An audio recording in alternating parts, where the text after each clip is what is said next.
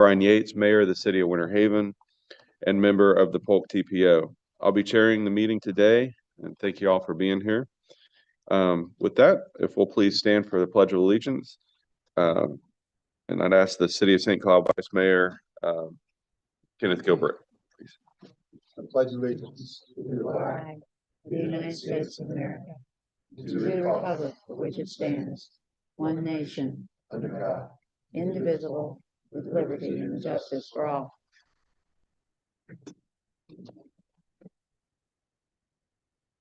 Okay, thank you. All right, with that, let's go around the table and introduce ourselves. If you can just give your name and which MPO, TPO you represent. Once the introductions are finished, Ms. Smith can confirm whether we have a quorum present, and then we'll also acknowledge any of those online. We'll start with Commissioner Sandy.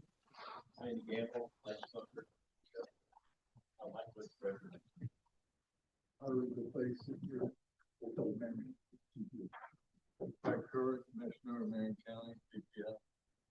Rob Almas, Marion County TPO. Ken Gilbert, Deputy Mayor, City of St. Cloud. Bob Delary, Metro Plan Orlando. Gary Hutman, Metro Plan Orlando. I'm Marianne Horn from Metro Plan Orlando. Good morning, Ryan Kordick, Executive Director with the Polk TPO. Nancy Daly, Vice Mayor, City of Lake Alfred, Polk TPO. Chris Cloudman, Mayor of the City of DeLand with the Volusia Flagler TPO.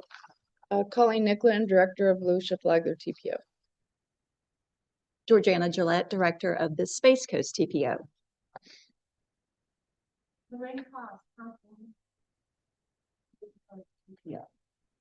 Mike Hammer, Councilman in the great city of Palm Bay from Space Coast TPO. Good morning, John Scarf, FDOT District 5 Planning Manager. Good morning, Bessie Reyna, FDOT District 1 ISD Administrator. Okay, thank you. Just yes. I neglected to say where I was from, but my son from the city of seaplane. Gotcha. All right. We know a few things about seaplanes over in Winter Haven too. So, well, welcome all. Just a bit of housekeeping, just so everybody's aware. If the middle button there,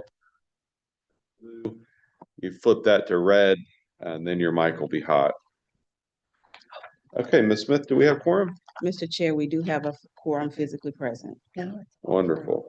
And do we have any virtually attending?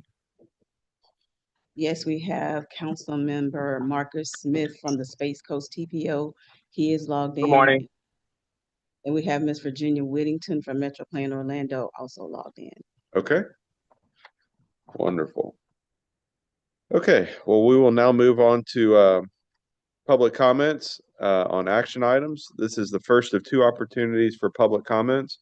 Public comments relating to the action items are heard at the beginning of this meeting, and general comments will be heard near the end. Comments can be made in person or online. People wishing to speak must complete a speaker's introduction card, and each speaker will have up to 2 minutes. Members of the public joining us virtually who wish to speak should use the raise hand feature on the Zoom screen. When your name is called, you can unmute your microphone. Please begin by stating your name and county where you live for the record. Is there anyone online wishing to comment on the action items? Mr. Chair, we have no hands raised. Okay. Anyone from the public wishing to speak in person? And I have received no in-person comments. Okay. Were any submitted by email or phone? No, sir. Thank you. Okay, before we jump into business before us today, Metro Plan, are there any changes to the agenda? Thank you, Mr. Vice Chair. We have two very small changes to the agenda today. One is that Alex Trauger of our staff will be presenting the Metro Plan Orlando safety update rather than Ms. Rodriguez. And secondly, you do have on your agendas report from Lauren Hughes of the Florida Turnpike. And we will receive that report, but I understand that it will be coming to us virtually. And he is actually logged. That is correct. Good morning. Good morning, Lauren Hughes, MPO liaison. Okay, thank you. All right, with that, we'll move on to the delegation reports. Delegation reports are provided as read-ahead material for and are information purposes only. However, members, are there any questions related to any of the items in the delegation reports? Seeing none, next we'll hear district reports from Florida Department of Transportation and Florida Turnpikes Enterprise. First up is District 1. Ms. Rena, you are recognized. Thank you. My report today is brief, but we are working on conforming speakers for the June 5th meeting. That will be at SunTrax. We're looking for speakers in relation to advanced air mobility and hopefully some I-4 projects. And that is the end of my report. Thank you. Okay, wonderful. Next up we have, let's see. Apologize. So now I think we'll move on to action items, or no? Mr. Chair, I have a quick. This is my report for you first from one. I District 5. That's apologize. fine. Mr. Jonathan Scarf. Good morning, Alliance members. Thank you for the opportunity to share some district-wide news with you this morning. If we could advance to the next slide, please. So next month, the District Safety Office will be holding the 3rd Annual Central Florida Safety Summit, and this will take place on Friday, May 8th from 10 to 2 at Lavender on the Lake in St. Cloud. The Central Florida Safety Summit is an annual event celebrating and spreading awareness of the efforts made by local governments, transportation organizations, law enforcement and advocacy groups, schools, as well as FDOT to improve safety on local roadways. The event will bring together Central Florida partners to celebrate the implementation of the Central Florida Safety Strategic Plan. And the agenda will include speaking from Secretary District 5, our District 5 Secretary John Tyler, our Safety Administrator Lorene Bobo. We'll be covering the state safety strategic plan updates and also project highlights throughout District 5. And we'll also be presenting the Central Florida Safety Awards. So tickets are available for $35. If you need a link to register, I can provide that for you. And registration is open until all seats are filled. Next slide, please. Just some updates from our safety office. Speaking of safety, April highlights the importance of staying focused behind the wheel. And National Work Safety Zone Awareness Week is April 20th through 24th. Each year, the Federal Highway Administration recognizes National Work Safety. Awareness Week is to remind drivers that the road is happening, or road work is happening across the country on all kinds of roads, and people are working in these zones, and they deserve to get home safely at the end of the day. Work zones are temporary, but the risks present real consequences. So during National Safety Zone Awareness Week, we recognize that behind every cone and barrier, there are people working to maintain and improve the roads that we rely on. Of note, there will be increased enforcement, so everybody's ears hopefully perked for that during that week. There'll be educational stops, and they'll be conducted to educate motorists on driving safely through the work zones. Also, we'll have billboards, advertising is planned, as well as a social media campaign and a press release. And just a couple of notes from, there's some on the slide there. You can see from our 2023 stats in Florida, there were 73 work zone fatalities and 9,525 work zone crashes. And in preparation for the meeting, I pulled our Signal 4 analytics that has our 25 numbers. In 2025, serious injuries were at 244, but fatalities had dropped to 61. Next slide, please. So in closing, I just did want to remind everybody that it's that time of year again, and District 5 is kicking off the developments of our tentative work program for fiscal years 28 through 32. There's going to be statewide program planning workshops that are scheduled for April, May, and June and July. As we start development of the cycle, we're reviewing all of the program projects thoroughly and ensuring that every required phase is included in 28 through 32. We're also ensuring that all project cost estimates are up to date and accurately scoped, and that all programming updates and adjustments need to be completed by the end of May 2026. And pending questions, that concludes my comments this morning. Seeing no questions, we'll move on to Florida Turnpike Enterprise, Mr. Lauren Hughes. Yes, good morning, Lauren Hughes, MPO liaison. I'm sorry I couldn't be there in person, but on today, I just want to give you guys a brief update on some up and coming public information meetings. Next slide, please. Beginning with project 436194-3, widening of Florida Turnpike's mainline State Road 91. This project focuses this project would be widens a 1.5 mile section of Florida's Turnpike Main Line, State Road 91, from US 192 to just south of Parton Settlement Road. This widening will increase the number of travel lanes from 4 to 8. Listed below are just a few components of the project. This project is located in Osceola County. The project is currently in design. Construction has been funded up into year 28, and this project does warrant a noise study. We will have a couple PIM dates virtually on the 9th of June, and as well in person on the 11th of June. Second PIM is for project 438-547-2, 449-79-1, and 449-7-3, Orlando South Ultimate Interchange. Its primary focus, though, is on improvements to the Florida Turnpike, State Road 91, and Beach Line Expressway, State Road 528. And those components listed, it is in Orange County, currently in design at this time. Construction has been funded up to 28. And those two public information hearing virtually on the 16th of June and in person on the 18th. Now, we are currently working on a newsletter and fact sheet to provide to the subcommittees, as well as have a project manager formally present these projects in front of you guys and just give you more clarification on the scope and information on that. Next slide, please. And yeah, just for additional, if you have any updates on or any want to know anything about projects or any other future projects, you can always visit our website at thefloridasturnpike.com, Turnpike Projects Featured Project. And with that, that concludes my report. Thank you. Thank you. Any questions on our report?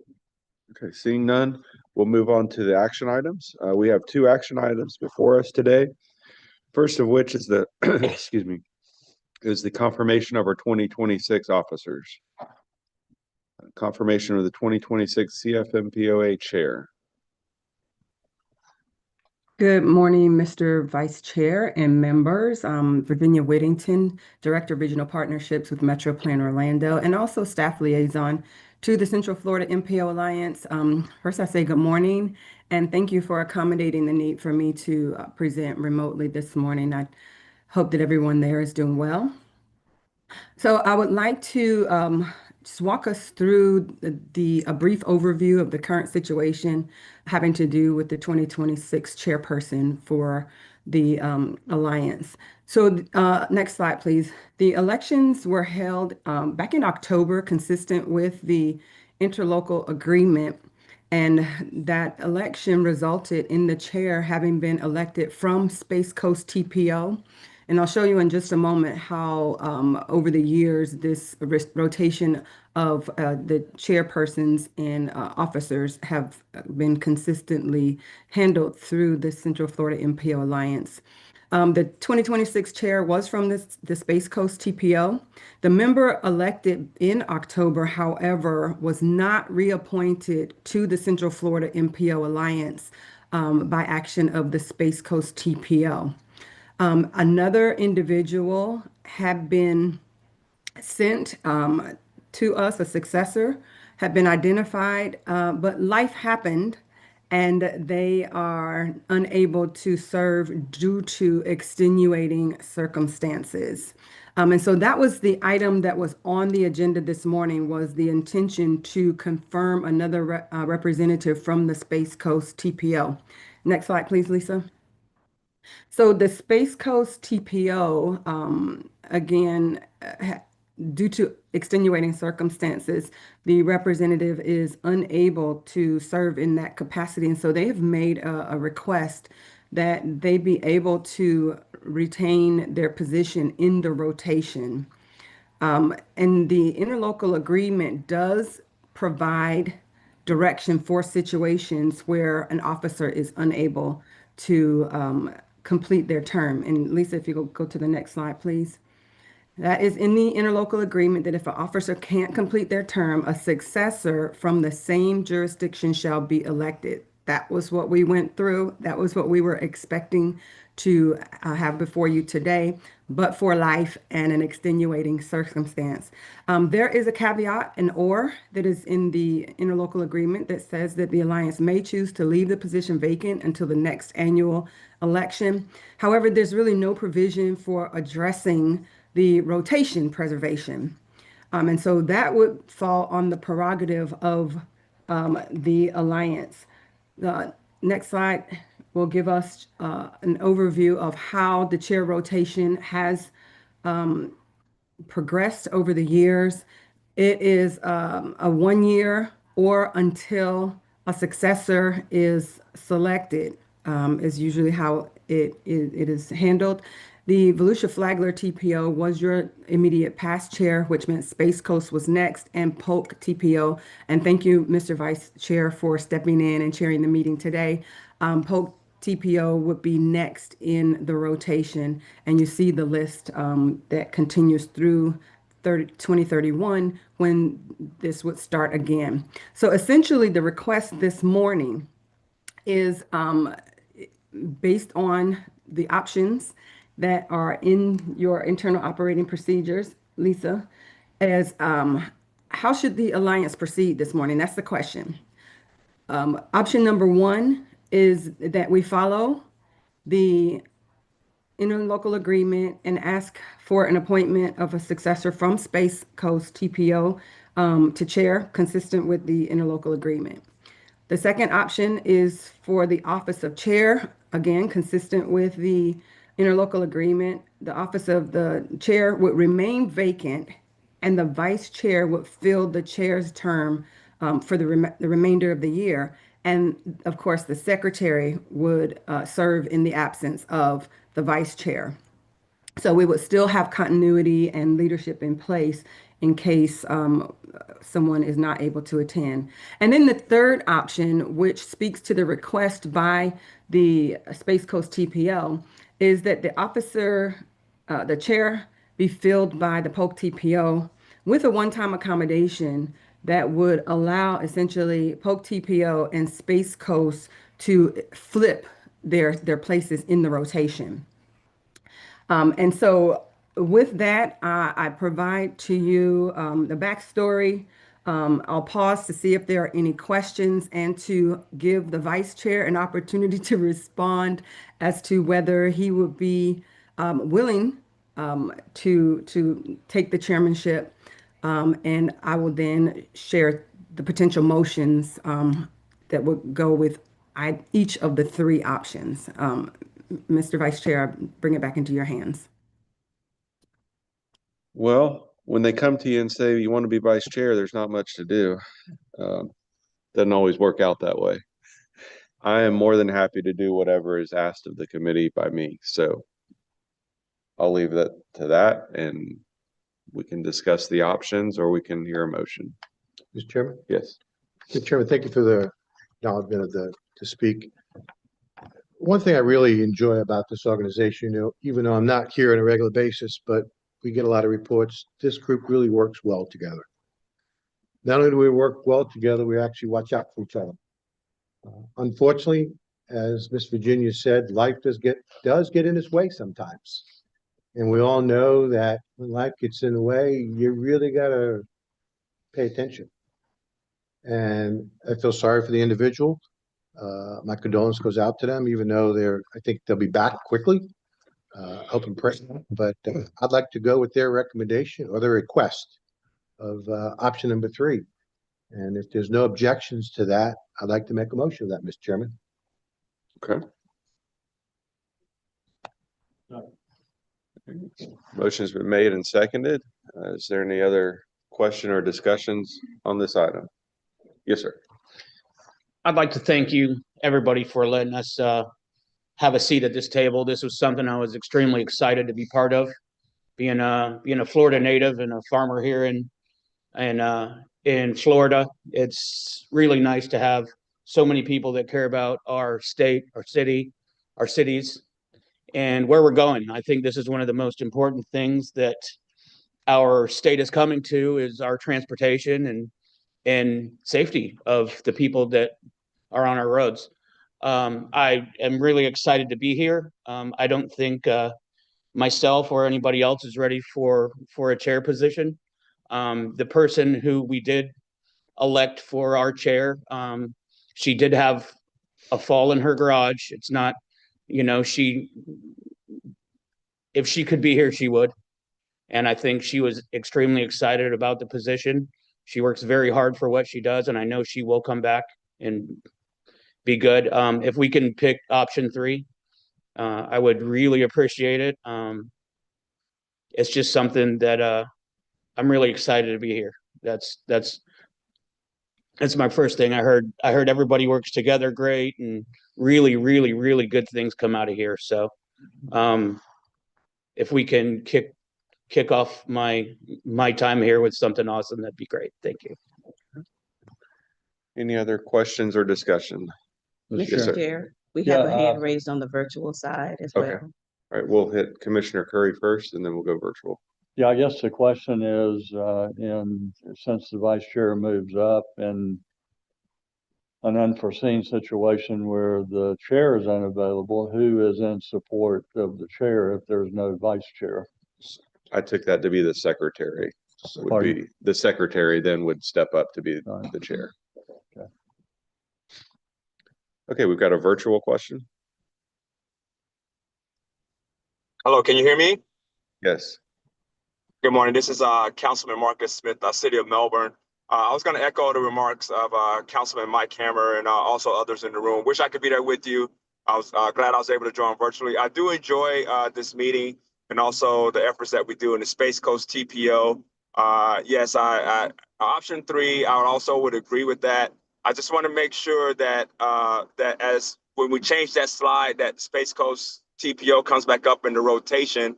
And then that was a good comment about the vice chair. I'm not exactly sure how the vice chair position is selected, but I do enjoy the collaborative work that we're able to do with this regional board. Again, I wish I could be there with you all in face-to-face, but I'm on the way to a meeting at Kennedy Space Center.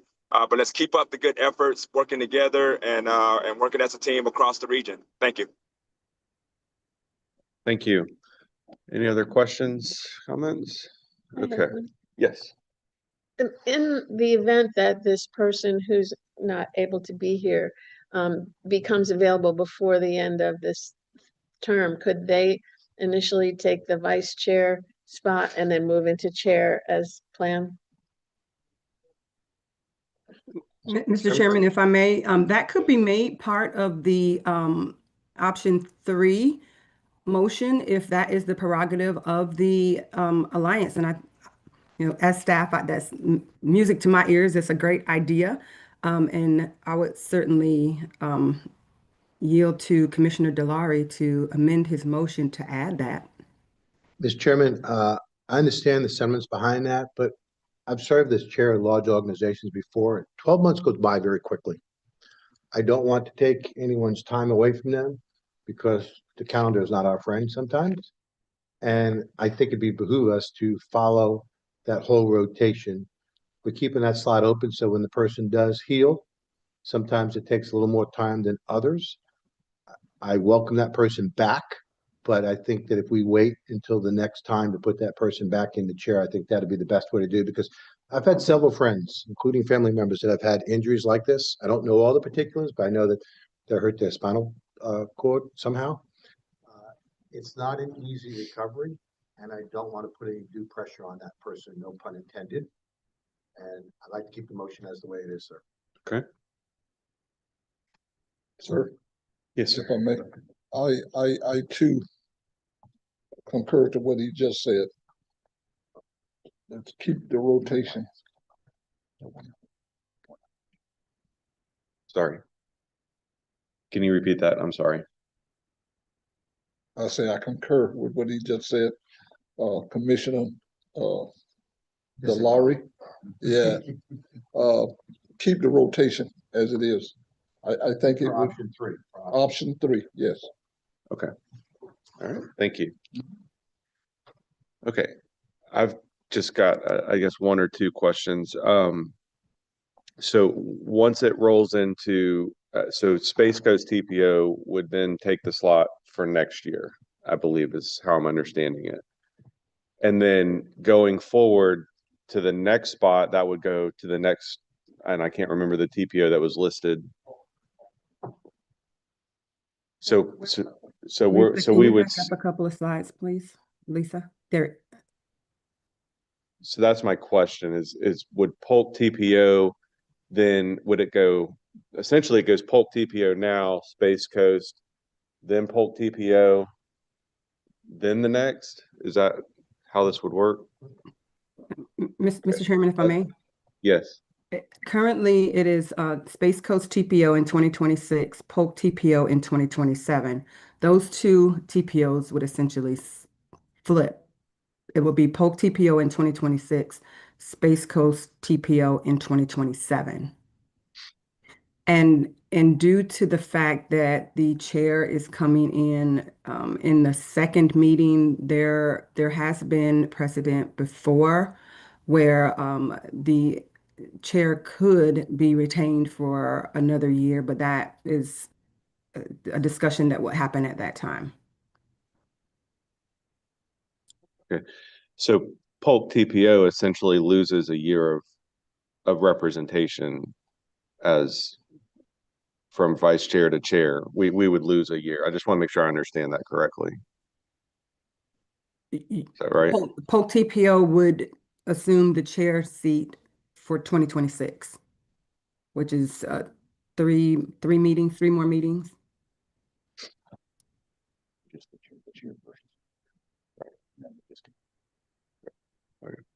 Okay, I'm clear. Any other questions or comments? Okay, all those in favor of the motion signify by saying aye. Aye. Opposed, like sign. Motion carries. All right, we've got the approval of a previous meeting minutes. Virginia, is there a motion on this? So moved, Cloudman. Second. Motion's been made and seconded. Any further discussion on the minutes? Seeing none, all those in favor signify by saying aye. Aye. Opposed, like sign. Motion carries. Okay, we've got a few presentations, kickoff of regional prioritized project process. Miss Georgiana Gillette from Space Coast TPO. Thank you, Mr. Chair and Alliance members. It's really good to be here with you today. As you know, MPOs throughout the state develop a list of transportation project priorities for their respective planning areas on an annual basis. Sometimes these priorities are divided into categories based on the types of projects or the funding type that supports them. Once these projects are approved, they are forwarded to the DOT for their use in programming state and federal funding for our respective areas. Here in Central Florida, the MPOs work through the Central Florida MPO Alliance collectively to develop regional transportation priorities that also assist the DOT District 5 office in programming projects that are considered regional in nature. So by forming a unified approach, we can harness the region's transportation resources to connect populations and attractions by working with DOT. So of course, not every transportation project and funding category is appropriate for the regional approach. So the regional priority list has the following categories that I would like to run through. The first one is the Transportation Regional Incentive Program.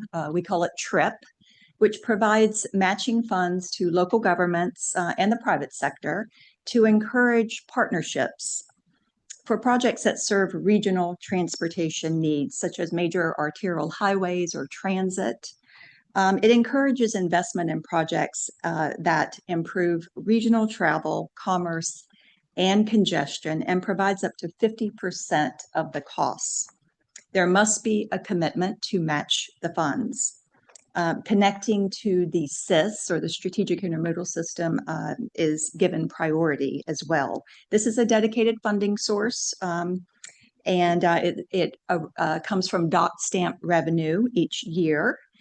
And the amount does fluctuate each year depending on legislative priorities. And there are times when funds are diverted out of the program for non-transportation purposes.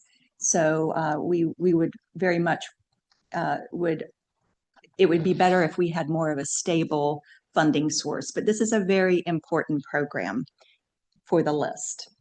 Then there's the Strategic Intermodal System, which of course is Florida's highest priority network of transportation facilities. State resources are devoted for this vital infrastructure that is essential for both economy and mobility. In fact, it's the primary recipient of FDOT's capacity improvement funds.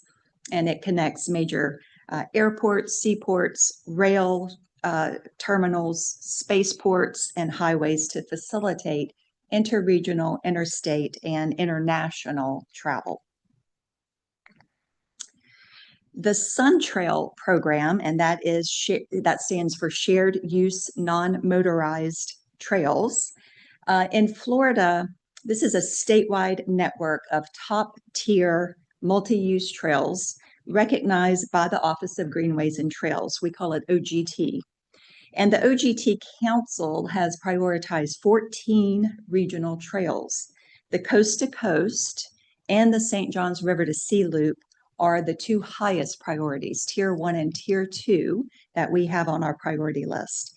And there are other trails considered regional in nature that are individual trails that would be eligible under the SunTrail program based on the latest OGT system plan designation. So it does need to be identified by OGT.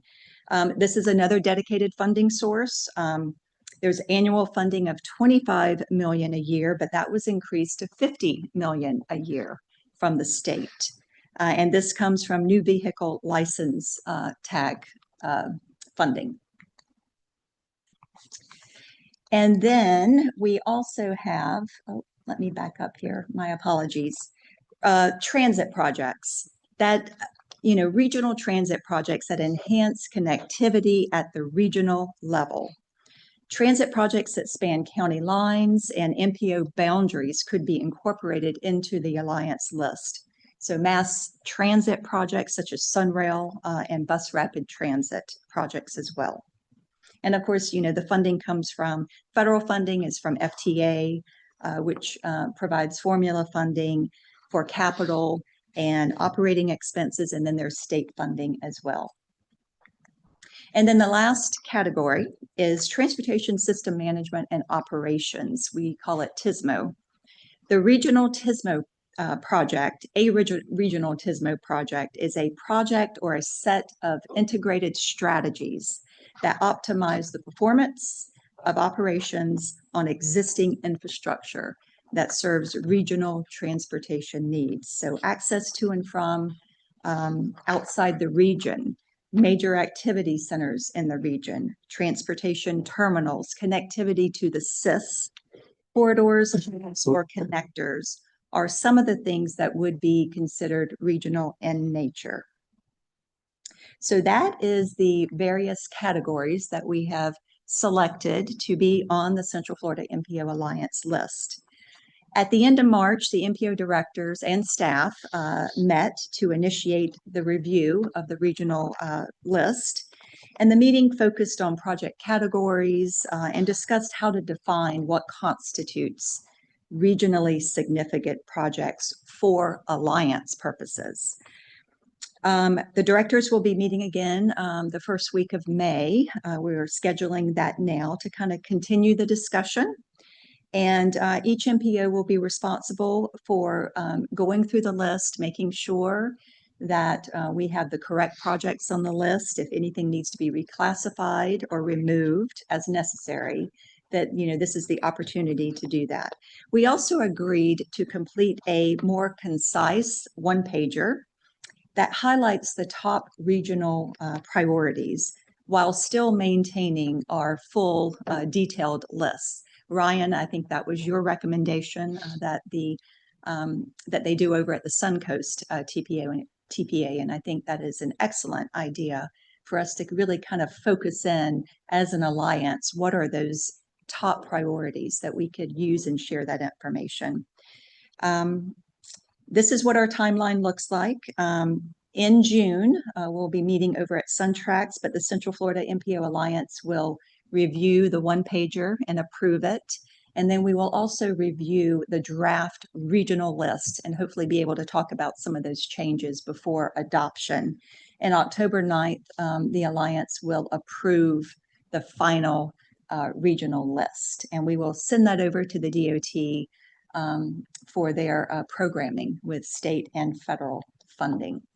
And I'll just end by, a few things that we have to keep in mind as we go through this process.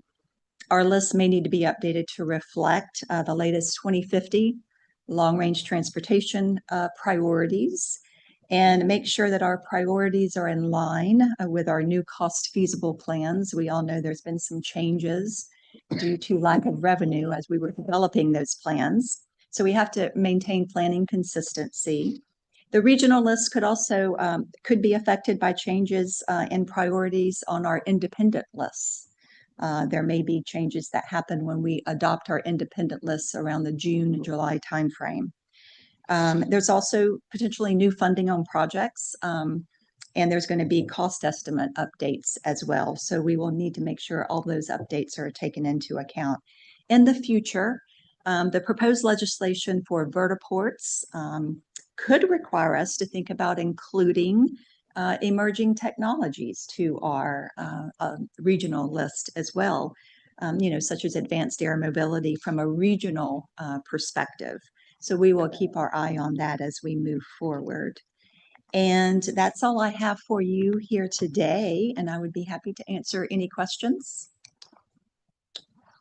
Are there any questions? Looks like we're good. All right. Thank you, sir. Thank you. Okay, next up, we've got the recommended revisions to the CFMPOA interlocal agreement. Presenter is Miss Virginia Whittington.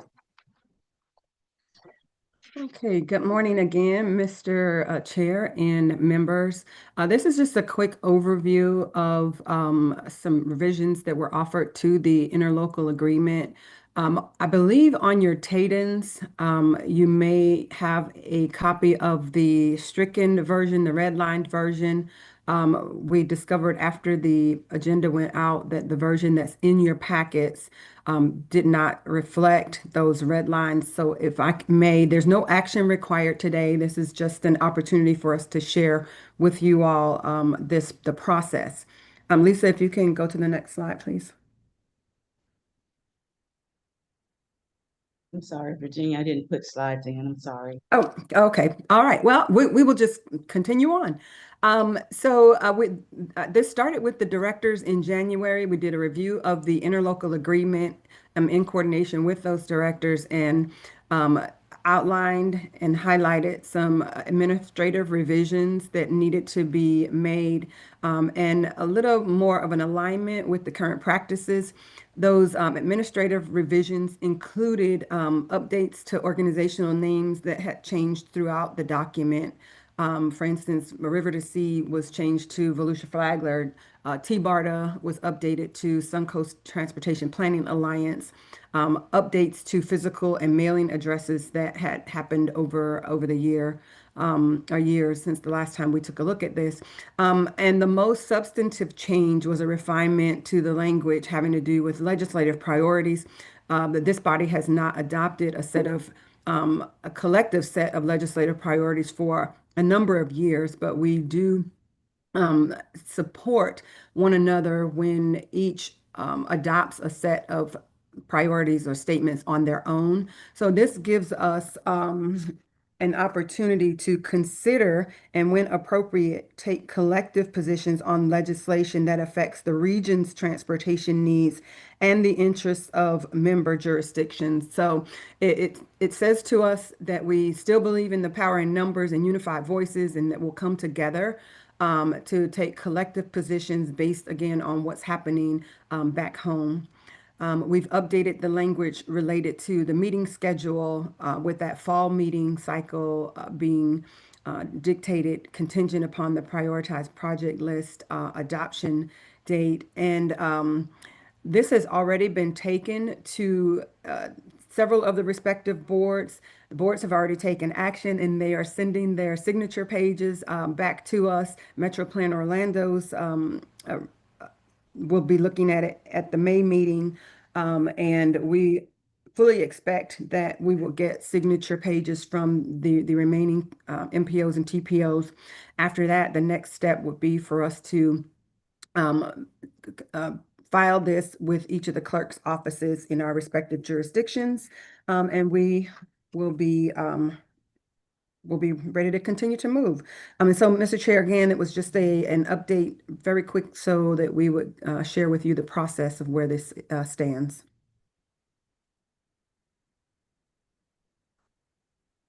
Okay. Any comments or questions? Good. All right. Thank you. All right. We have safety program updates. We've got two presenters. First up is Ms. Sarah Crum, Space Coast TPO. All right. Good morning, Sarah Crom, Senior Transportation Planner with the Space Coast TPO. And I appreciate you giving me the opportunity to tell you about our safety programs that we've been working on over the past several years. At your station, you do have our 2024 annual report. These come out about 6 months after a year ends because of the delay with Signal 4 crash statistics. So we have to wait for all of the crashes to get put into the system before we can do an annual report. So it is a little dated. So the Space Coast TPO has a very long history of prioritizing safety and seeking the goal of zero crashes or serious fatalities in Brevard County. In 2014, we kicked off our Complete Streets program with robust education and a analysis to identify complete streets, and ultimately this resulted in funding partnerships with multiple municipalities to develop really amazing complete streets that have impacted these communities, the economy, and just allowed these areas to grow and become safer. So I think some of us may recall in 2016 when Dangerous by Design released their listing of the most dangerous areas for pedestrians in throughout the country. And we were saddened to see that the Palm Bay, Melbourne, Titusville was number 2 in this list. And so we saw this as an opportunity to continue the discussion of safety in our community, but also really start to take more serious action. So in 2017, FDOT launched their Target Zero. And in the background, we were working on our first Vision Zero action plan, which ultimately was adopted in 2020. And this action plan really focused on education and engagement and getting people to buy into the idea of Vision Zero, not necessarily taking steps towards Vision Zero. And so we realized that once we had everyone signed on, so all of the municipalities within Brevard County have committed to Vision Zero, that we needed to take the next step and we needed to actually start implementing projects that would progress Vision Zero. And so in 2024, we adopted our second action plan on February 8th. And this supported the idea of setting a target to hit zero by 2050, continued the same efforts from the original action plan to educate and engage, but then also adding in more aggressive tactics at engineering and communication and enforcement. The plan was not developed in a vacuum, as you know, all plans can't be, and collaboration was one of the main successes in developing this plan. We formed a Vision Zero task force. This task force meets quarterly still, and actually next week they are going to have their annual summit. So you're all welcome to attend next Tuesday in Rockledge. If you're interested, just grab me after the meeting. So we also developed a high injury network. And so this was to target exactly where the most crashes with fatal and serious injuries were occurring. And so we have it listed under vehicle, motorcycle, bicycle, and pedestrian, because obviously the strategies to approach a pedestrian fatality could be very different from the strategies you would need to modify the roadway to address a vehicular safety issue. We then took those and those high injury corridors, and we narrowed it down into targeted safety corridors. These were corridors that we had already completed studies on, were identified on our list of project priorities and a master plan, kind of to hone in on which of these projects are best set up to advance and move forward. And as I mentioned, we had strategies that hit all of the areas that you need to address with safety. So safe road users, safe vehicles, post-care crash, safe speeds, and safe roads is aligned with FHWA's safe system approach. So what all of this resulted in is the 2024 Vision Zero annual report. So that was our first year of work that we really were able to show a measurable advancement in Vision Zero and safety within our communities. So obviously I'm not going to read every single metric, but it resulted in 34 collaborative partnerships. We had 35 communities where free safety materials were distributed. We reviewed 7 resurfacing candidate projects for potential safety improvements within that project. And then something that we're really most proud of is that 3 grants, safety grants, were awarded within our area. So one of those was the 2024 Safe Streets for All Awards. We had Brevard County that applied to do supplemental planning activity. And so that was a $320,000 federal funds awarded. Palm Bay, we worked with the city of Palm Bay to create a safety project on Emerson Drive, which has multiple schools located and is really a great community asset. But there was crashes and fatalities occurring on it. So they were awarded $2.4 million from Safe Streets for All and are in the process of working on that grant agreement. And then there were some other SS4A activities that occurred. The Merritt Island Redevelopment Agency received $280,000. City of Titusville and Satellite Beach, just in this last cycle, received funds for an action plan. And currently we are right now working with Palm Bay again to develop a Safe Streets for All grant on DeGroot Road, which has an elementary school, a high school, a Dollar General, a park, and really could need some improvement. When we were out there on the field review, it was scary, honestly, watching some of these kids navigating this roadway. So we really think it's going to be very successful grant application for $2.9 million for the city. This has resulted in us receiving $3 million in Safe Streets for All funds. And if we get this next implementation grant, we'll double what has been invested in our area. Another grant that we received was $4.9 million from FTA for a rail crossing elimination grant. We aren't actually eliminating any crossings. We're enhancing 7 crossings in the city of Cocoa, Brevard County, and Melbourne in partnership with Brightline. And this is ultimately to minimize the costly damage to public and private property from road and rail crashes, as well as also reduce traffic backup. We also recognize the importance of outreach, education, and engagement, including with our schools, vulnerable populations, and law enforcement. We can only engineer ourselves so far. We do have to engage and educate. Some of our major works is annually we do World Day of Remembrance. So this continued to grow and really provides an amazing opportunity for the families impacted by traffic fatalities to come together and celebrate their lives. We do helmet fitting, sign waving, tabling events. We have an amazing education and outreach coordinator who's always out in the community engaging. So the final topic that I wanted to talk to you about is going above and beyond planning and engineering and education. It's important that we also are communicating well and we have great media relationships.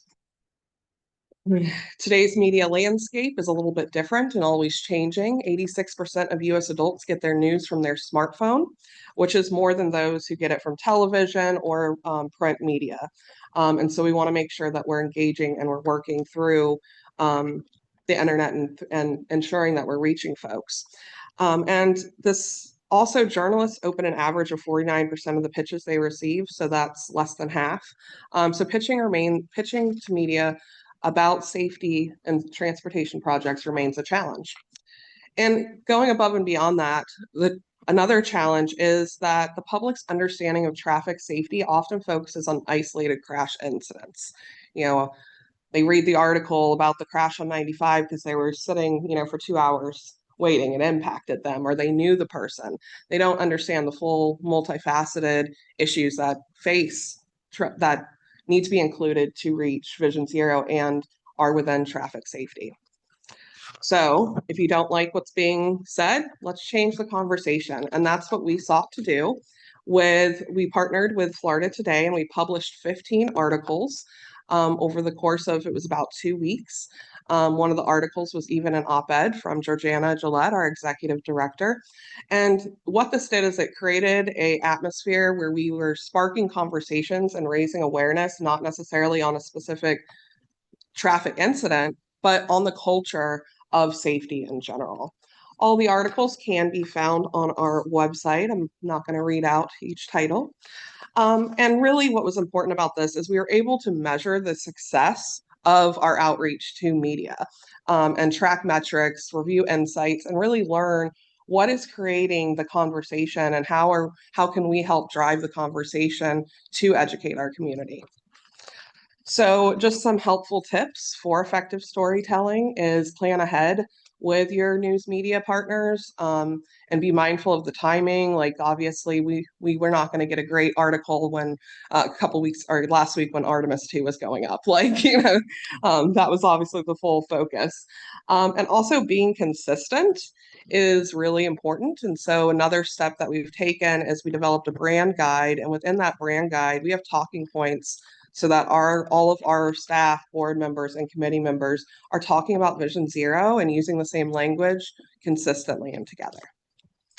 And with that, I will take any questions or comments. Thank you for that presentation. Any questions or comments? Yes, sir. Thank you, Mr. Chairman. Presentation is great. I think you're on the right track.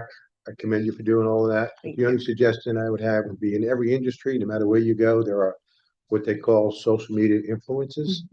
It's the best way to get a hold of everybody. Yeah. It's amazing how it works. That's my only 2 cents. Spot on. Thank you. Thank you.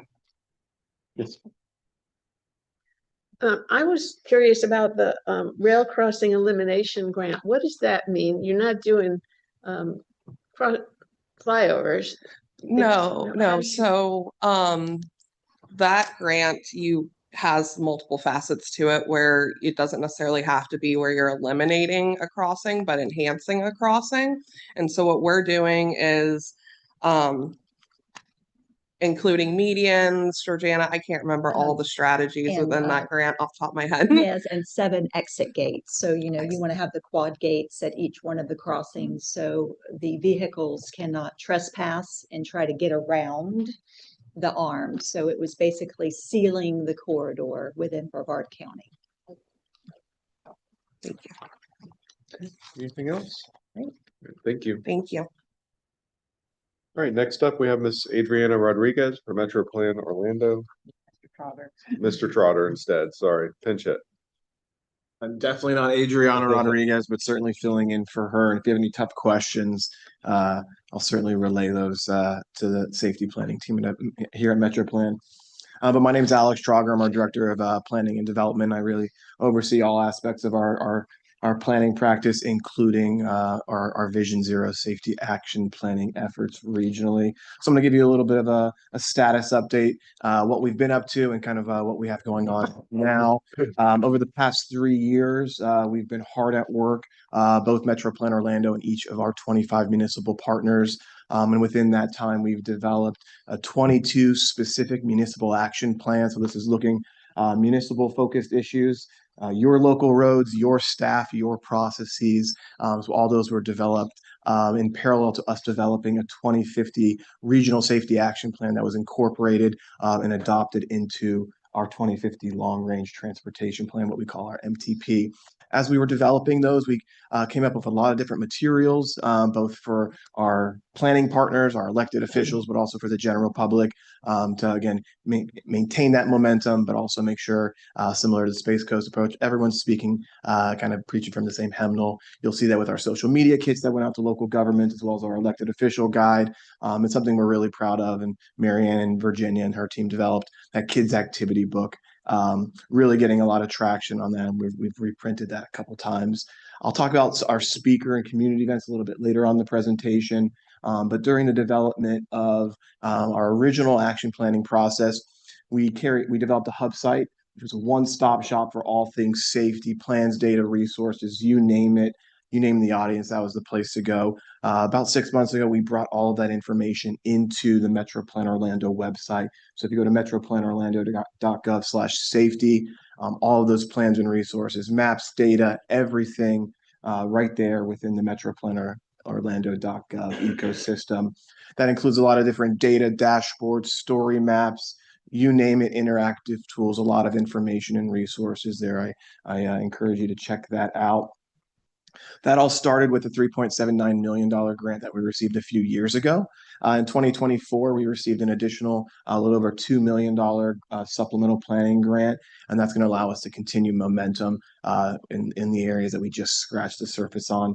Like many federal grants, they were frozen, right? This one defrosted, and we just executed that one earlier this year. We've kicked off some initial tasks, and we'll be working through that work over the next 2 years. Additional outreach, digging deeper into the data. We'll be conducting at least 20 roadway safety audits on the state highway system, but also in collaboration with our local partners on local and collector roads. And we'll also be making updates to our regional Vision Zero action plan based on what we learn along the way. So I mentioned roadway safety audits, and many of the group is familiar with these, but there's different types, different approaches based on the circumstances out there on the street. So we just kicked off 7 corridors already. We plan on doing another 10 over the course of the next 12 months. We'll be conducting a variety of different safety corridor studies, some prescribed as Federal Highway likes them, others more specific to the needs and circumstances of the corridor, but also the next steps of the project based on how it's going to be funded. So we'll be out on the streets doing a lot of roadway safety audits over the next 2 years. We're also doing a lot of annual reporting, like all through the continuous monitoring process. So that annual report is actually going to go out to our board very soon in conjunction with our organization's annual report. So really happy with that. There's going to be a digital, but also some type of PDF product to make sure. Our region's so large, it's often hard to zoom into these maps. So we have to develop those interactive products online. Something else that we're proud of is before and after approaches. So we're going to be conducting before and after studies over the next couple of years on projects, on safety projects, but other complete street and other corridor improvement projects. We've developed a checklist, a methodology. It's an Excel-based tool that allows planners and engineers to kind of pivot and sort through the different kind of engineering countermeasures and looks at different ways to scope the before and after approach. So this is another toolkit that we're providing to our local partners, but I will say this is portable to all of our other local jurisdictions. So you can check that out on our plans and tools section, our plans and resources section of the safety page, but you can also use these QR codes. And I know Lisa will provide these slides after the fact if you're interested as well. Something else that we've been working on is our white paper research. Our first topic was e-micromobility safety. This one came out in the fall of last year, August of last year. This one has had a lot of traction, a lot of reads under this one. We've received a lot of questions along the way. So that white paper covers a lot of ground, state of the practice. I know a lot of our members of our legislative here in Central Florida had access to that. And we also had a webinar where we brought in industry experts, but also former law enforcement to talk about e-micromobility and where the state of the industry is going. So that paper is available and again, developed for our region, but very portable to our partners across the state of Florida. The other document that we're working on is coming very soon. We actually just had a second roundtable discussion earlier this week in this room about balancing speed management and emergency response times, challenges with traffic engineers and emergency responders. So we've surveyed the United States, our partnership, found solutions, ways to strike balance. We're all in this together in that safe systems approach. In this document, we'll identify opportunities, practical solutions, and pragmatic things that we can get right to. So that's one we're really proud of as well. So coming soon, and again, very portable to this group. Something else that we have going on and we're committing to quarterly is our Vision Zero, or what we call our safety speaker series. We do these quarterly where we bring in industry experts, subject matter experts to talk about the issues of the day. We've covered a lot of ground over the past 2 years on this topic. The last session that was last week was about kinetic energy transfer. Very interesting. And I think as vehicles get larger and speeds increase, that compounding effect is really important for us to acknowledge again as we're trying to get to zero. So that was a really interesting one. We have another session coming up here next month about distracted driving. That's going to be getting into brain science, but also some of why we make the decisions, why we're distracted, and what we need to do as planners, engineers, and decision makers to mitigate and work through that. So coming soon. Whole playlist of all of our safety speaker series on the Metro Plan Orlando YouTube list. You can check that out if you're interested. And something else that we're really proud of just started just a few weeks ago is an e-bike education pilot program. So I know you all as local elected officials are getting those phone calls probably every week, and we're seeing it statistically in the crash data as well. So there's something that needs to be done. And we know that education is a good place to start, especially given the age cohort of those involved. So we're piloting with the American Bicycle Education Association, and we're leveraging an existing curriculum that they have, which focuses on, like you see on the screen there, 12 to 15-year-olds. So this is teenage based. The curriculum already exists. So you could buy it off the shelf today. I think it's like $35 a pop. But we've bought bulk with them to pilot this with the school districts within our region. We've identified sites and locations to take 500 school-age children through this pilot. The existing modules does include quizzes similar to other computer-based training. But as part of our pilot, we're also doing pre and post course surveys with students and parents to better understand the curriculum, the efficacy of participating in the course. So something we're looking forward to. We just presented this to our board a couple of weeks ago. This work should wrap up by the end of this fiscal year. So we'll be coming back with where things go. And our hope is to expand this, to evangelize it. Others to pick up the tab, but if not, Metro Plan Orlando definitely sees this as a valuable opportunity for public education and outreach, especially for the youth. So with that, we have a lot going on here at Metro Plan Orlando. That's it in a nutshell. As you heard earlier, I'm not Adriana, but we do have a strong team of safety planners and engineers here on staff. If you have any questions, I'd be happy to try to field those today. But if you have any tough ones, I'm going to lean into have to follow up with Lara and Adriana from our safety planning team to help that. So again, thank you for your time today. I'll do my best to answer any questions that you may have. Let's start that way. Just something when you're doing the bike. The other thing that I'm seeing a lot of is these scooter boards that, I mean, they pay no attention to the traffic or things of that nature as well. And so I would include that.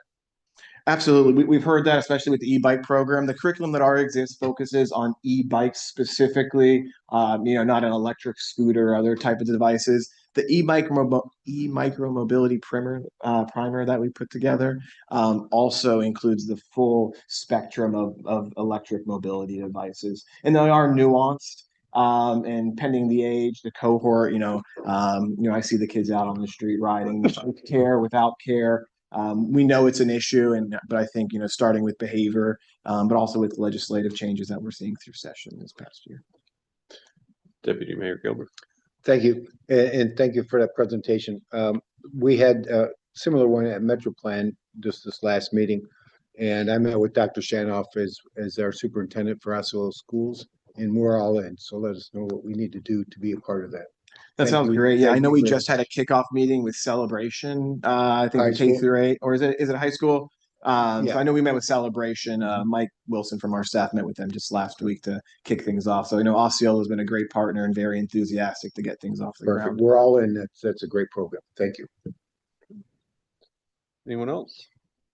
Okay, thank you. Okay, I don't see any information items listed, so we'll move on to member comments. Are there any members with additional comments for today? Okay, seeing none, we'll go into public comments. This is the second opportunity for public comments today, and it's for those comments that are general in nature. Comments can be made in person or online. People wishing to speak must complete a speaker's introduction card, and each speaker will have up to 2 minutes. Those joining online should use the raise hands feature on the Zoom screen. When your name is called, you will be able to unmute your microphone. Please begin by stating your name and the county where you live. For the record, is there anyone online wishing to comment at this time? Mr. Chair, we do not have any hands raised online, and I have not received any requests to speak in person. Thank you. Anyone in person? No? Okay, where, and any email or phone? No, sir. Thank you. Okay, with that, we've got our next meeting, which is June 5th, 2026. It's the SunTrax Advanced Air Mobility and Autonomous and Connected Transportation Testing Grounds over in Auburndale. For the record, just so staff can go ahead and prepare, of course, as luck would have it, I have a planned family vacation that day, so I will be not in attendance. So the secretary will have to step up on that one. Any questions or comments on the next meeting? Okay, with that, we'll look for a motion for adjournment. Second. Motion's been made and seconded. All those in favor signify by saying aye. We are adjourned.